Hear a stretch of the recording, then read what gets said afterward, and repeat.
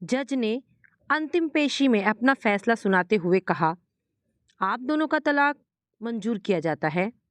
राजीव और सपना अलग हो चुके थे। इस अलगाव में सबसे अहम भूमिका दोनों पक्षों के माता पिता और जीजा की थी। दोनों के माता पिता इस शादी से नाराज थे। दोनों अपने बच्चे को कोसते रहे, शादी की खबर मिलने से तलाक के पहले तक।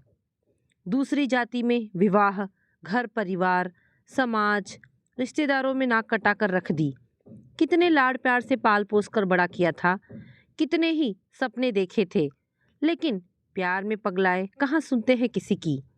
राजीव और सपना दोनों बालिग थे और एक अच्छी नामी कंपनी में जॉब करते थे साथ साथ। एक दूसरे से मिलते, एक दूसरे को देखते, कब प्यार हो गया उन्हें पता ही ना चला। फिर दोनों छिप छिप कर मिलने लगे। प्यार बढ़ा और बढ़ता ही गया।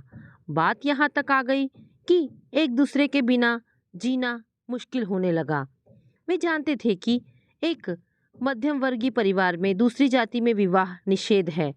बहुत सोच समझकर दोनों ने कोर्ट मैरिज करने का निर्णय लिया और अपने कुछ एक दोस्तों को बतौर गवाह लेकर रजिस्ट्रार ऑफिस पहुंच गए। शादीशुदा दोस्त तो बदला लेने के लिए मदद करते हैं और कुंवारे दोस्त ये सोचकर सहायता करते हैं कि मानो कोई भलाई का काम कर रहे हैं। ठीक 1 महीने बाद शादी हो गई। उन दोनों के लॉयर ने पति पत्नी और गवाहों को अपना कार्ड देते हुए कहा, ये मेरा कार्ड है, कभी ज़रूरत पड़े तो याद कीजिएगा। क्यों? राजीव ने पूछा था। लॉयर ने हंसते हुए कहा था, नहीं, अक्सर पड़ती है कुंवारों को भी और मैरिड कपल को भी। मैं शादी और तलाक दोनों का स्पेशलिस्ट हूँ। लॉयर की बात सुनकर खूब हंसे थे दोनों, लेकिन उन्हें क्या मालूम था कि लॉयर अनुभवी है। कुछ दिन हंसते गाते बीते, फिर आरंभ हुई असली शादी, जिसमें एक दूसरे की जली कटी बातें सुननी पड़ती है, सहना पड़ता है, एक दूसरे की कमियों की अनदेखी करनी पड़ती है। दुनिया भुलाकर जैसे प्यार किया जाता है, वैसे ही शादी को तपोभूमि मानकर पूरी निष्ठा के साथ एक दूसरे में एकाकार होना पड़ता है। प्यार करना और बात है, लेकिन प्यार निभाने को शादी कहते हैं। प्यार तो कोई भी कर लेता है, लेकिन प्यार निभाना जिम्मेदारी भरा काम है। दोनों ने प्यार किया, विवाह किया, लेकिन विवाह निभा नहीं पाए। छोटी छोटी बातों को लेकर दोनों में झगड़े होने लगे। सपना गुस्से में कह रही थी, शादी के पहले तो चांद सितारों की सैर कराने की बात करते थे, अब मार्केट से ज़रूरी सामान लाना तक भूल जाते हो।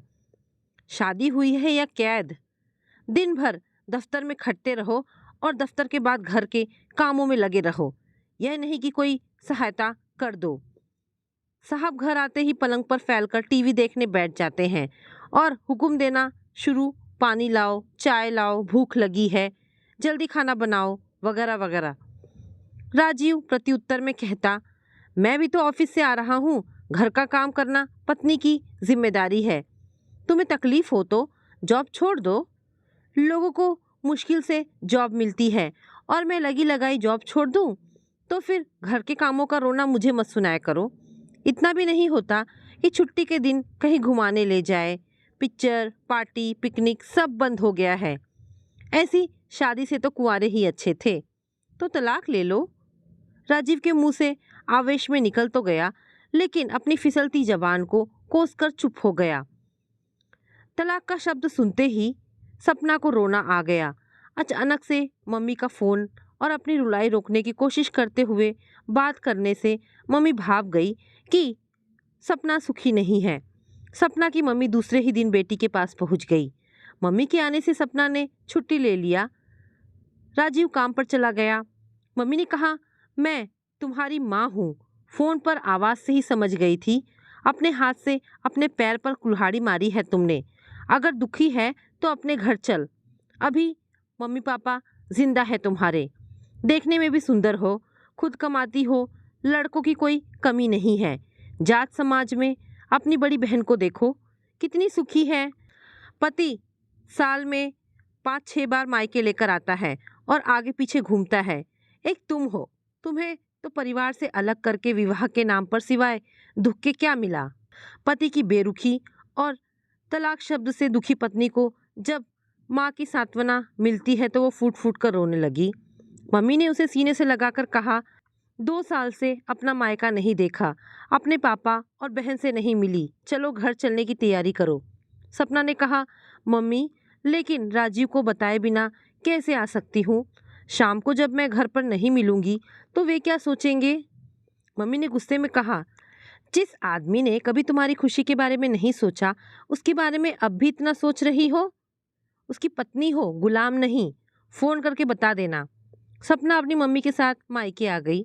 शाम को जब राजीव दफ्तर से लौटा तो घर पर ताला लगा पाया। दूसरी चाबी उसके पास रहती थी। ताला खोलकर फोन लगाया तो पता चला कि सपना अपने मायके से बात कर रही है। राजीव ने गुस्से से कहा, तुम बिना बताए चली गई, तुमने बताना भी जरूरी नहीं समझा? मम्मी के कहने पर अचानक कार्यक्रम बन गया, सपना ने कहा।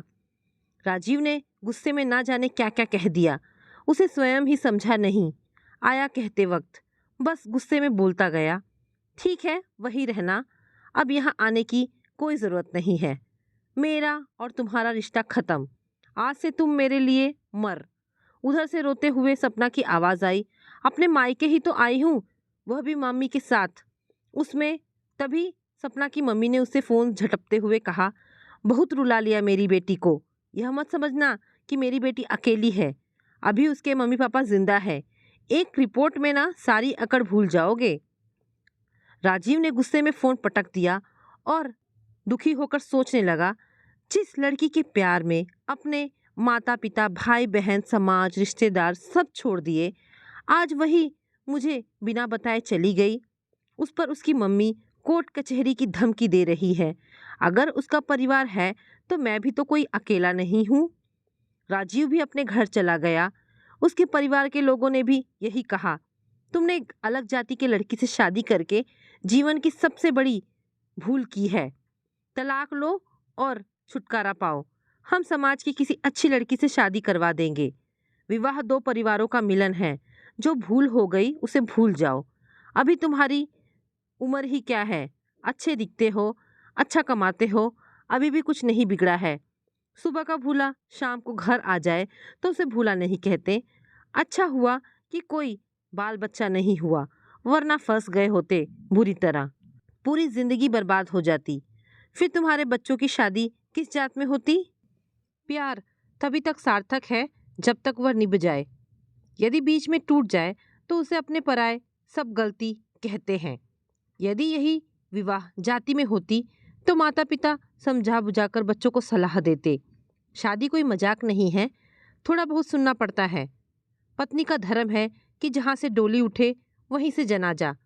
फिर दामाद जी से क्षमा याचना की जाती है, बहू को भी प्रेम से समझा बुझाकर लाने की सलाह दी जाती है। लेकिन माता पिता की मर्जी के विरुद्ध अंतरजाति विवाह में तो जैसे दोनों पक्षों के परिवार वाले इस कोशिश में ही रहते हैं। ये शादी ही नहीं थी, धोखा था। लड़के लड़की को बहला फुसलाकर प्यार के जाल में फंसा लिया गया था।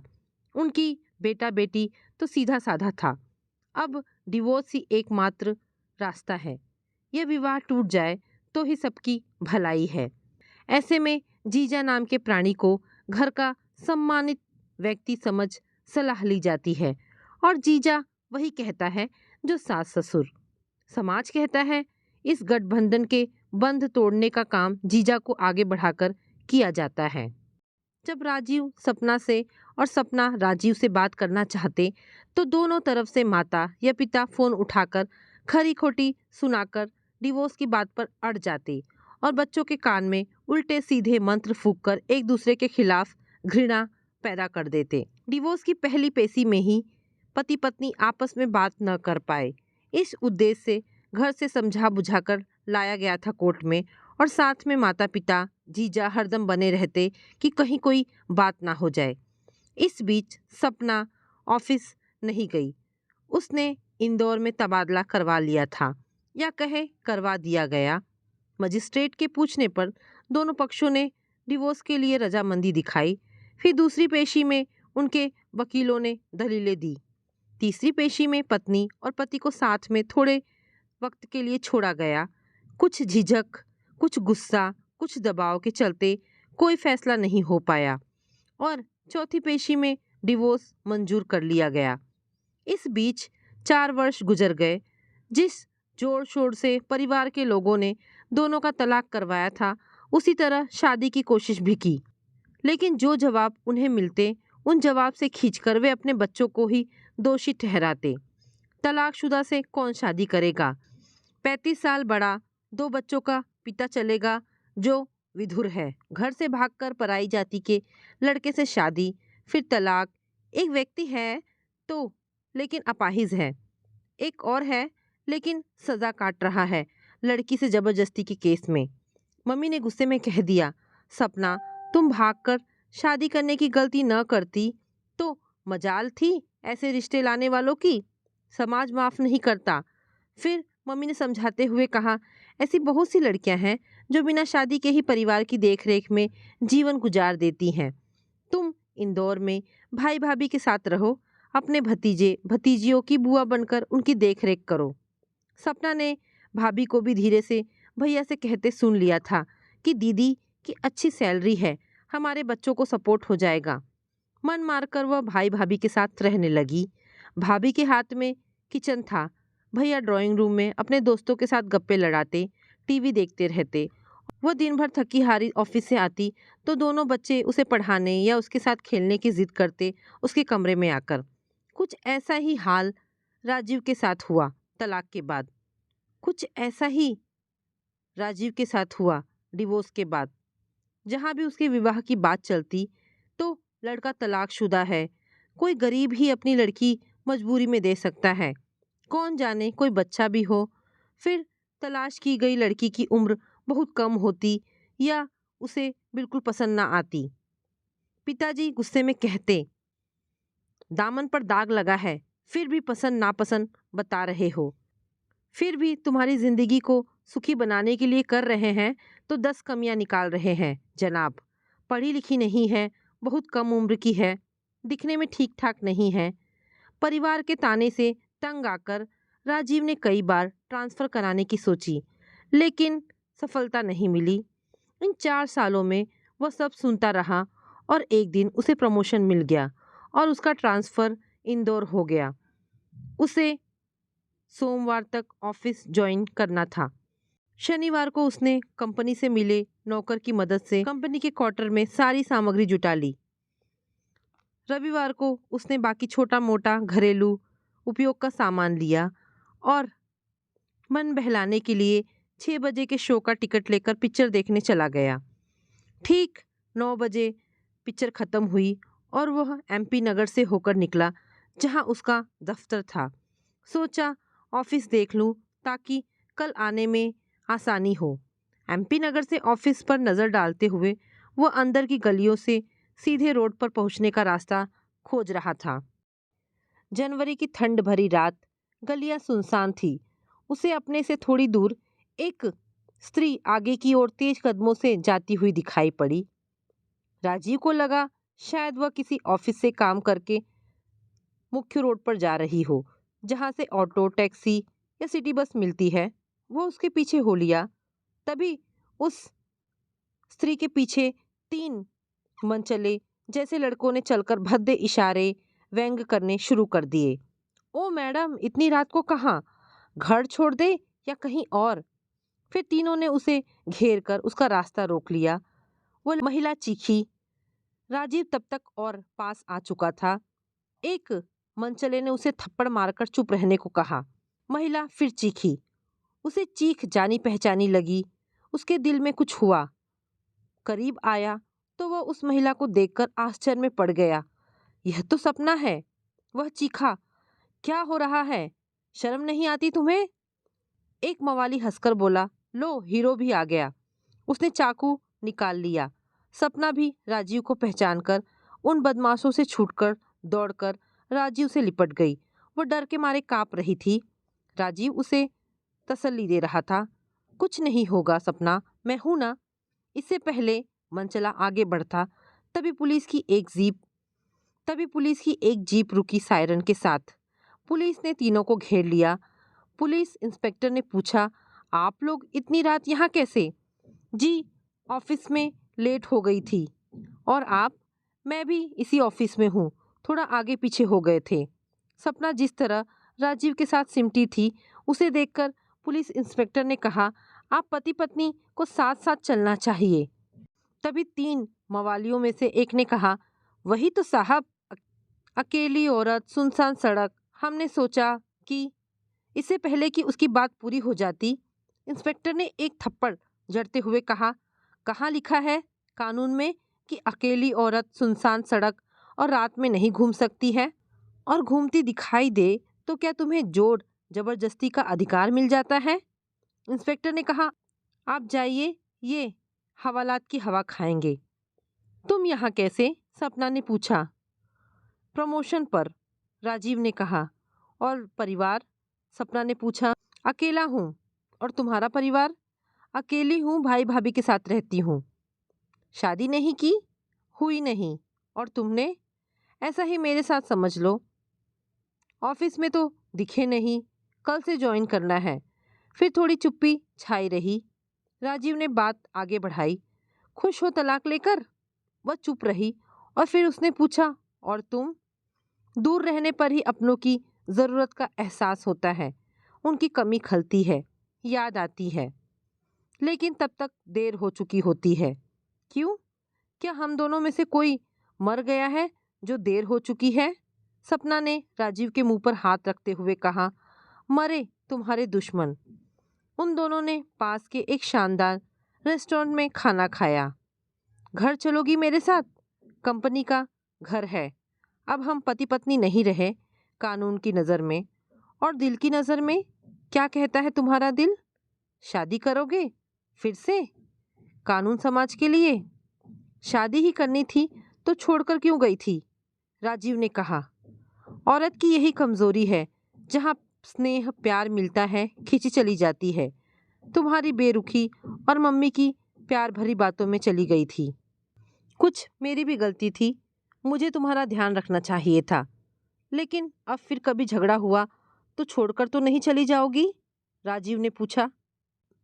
तौबा तौबा, एक गलती एक बार, काफ़ी सह लिया। बाहर वालों की सुनने से अच्छा है पति पत्नी आपस में लड़ ले, सुन ले एक दूसरे की। अगले दिन ऑफिस के बाद वे दोनों एक लॉयर के पास बैठे थे। लॉयर दोस्त था राजीव का। वह हैरानी में था, यार मैंने कई शादियां करवाई हैं और तलाक भी, लेकिन ये पहली शादी होगी जिससे तलाक हुआ, उसी से फिर शादी। जल्दी हो तो आर्य समाज में शादी करवा देते हैं, वैसे भी बहुत देर हो चुकी है, अब और देर क्या करनी, आर्य समाज से ही करवा दो। कल ही करवा देता हूँ, लॉयर ने कहा। विवाह संपन्न हुआ। इस बात की सपना ने अपनी मम्मी को पहले ही खबर दी। मम्मी ने कहा, हम लोग ध्यान नहीं रख रहे थे क्या? सपना ने कहा, मम्मी, लड़की प्रेम विवाह करे या परिवार की मर्जी से, पति का घर ही असली घर है एक औरत के लिए। राजीव ने अपने पिता को भी सूचना दी।